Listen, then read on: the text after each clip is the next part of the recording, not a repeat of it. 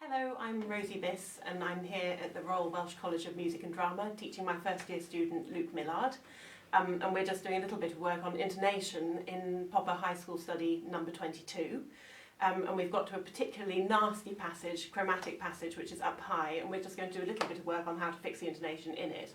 So what we're talking about is how we would practice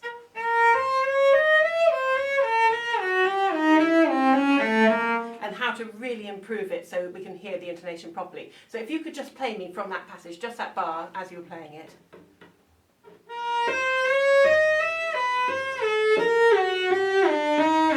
Good, okay, so it starts off absolutely fine. What's really hard to hear with semitones is when they're too wide or too narrow. What we need to make sure with this is that our matching notes, so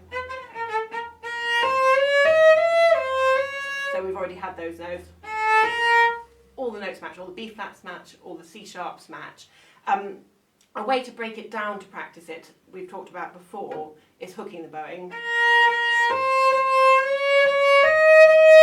So we can hear the connection between the notes. Can you just play it for me very slowly, and I want everything very slow and controlled, so all the shifts.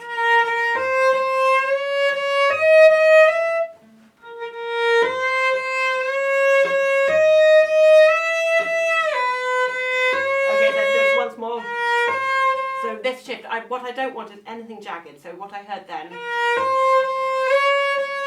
so you jagged it in the bow, which means that your body is reacting to it. We just need to keep totally calm.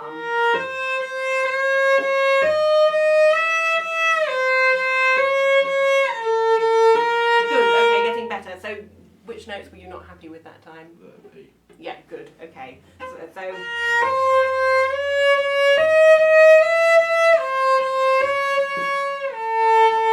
how are you going to find that A? How far are you shifting?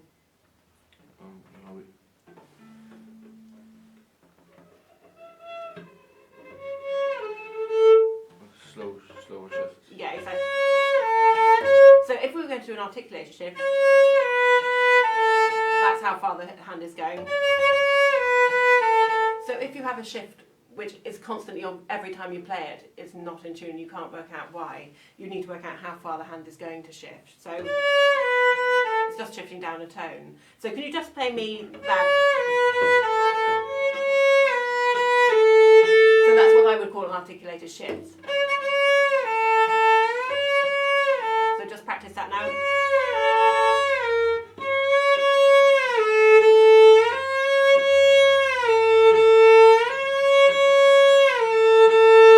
We would repeat that shift over again. If you're very aware, you need to pinpoint which note is the problem. So now play me once more from.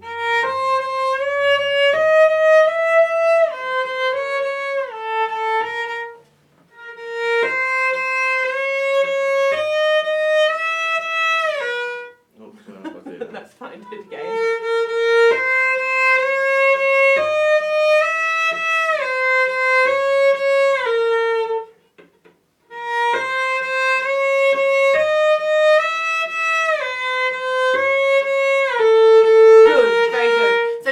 When we're doing like this, everything is very controlled and there's no excess tension. At the moment I'm still seeing you clenching your jaw a little bit and being stressed about it. If we can absolutely get away from any of that excess tension so that we're just practicing the shift and we don't have any anything extraneous to put us off.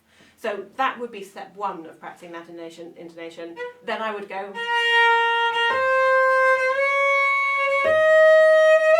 So each note becomes more prominent. So you're still doing the hook and you're practicing connection between notes. Just play that to me.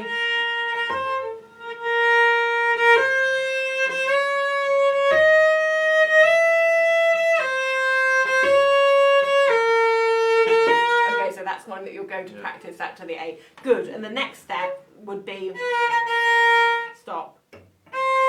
Stop. And that way, you know that you're taking control of each note that you're playing. When you get up to play it fast, you will know that you've decided where to put the fingers and you've taught the muscle memory. So just play me now. Stop.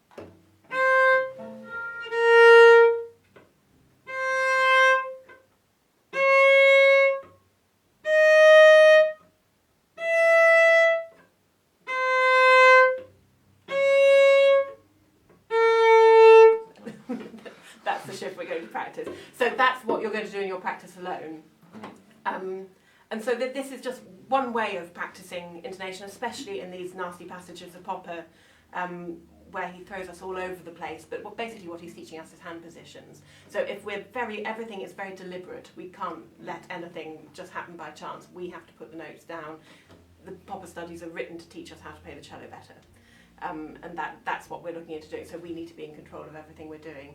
So that's how I want you to practice this whole section. So hooked bowing, and then into grace note hooks, and then into separate, and then you can start just sort of playing it very slowly and properly. I would also do it with a metronome, working up the speed. That's the nastiest bit of this study, and really watch that you're keeping your shoulders down and there's no excess tension anywhere. Good, so that's how we would rehearse this bit.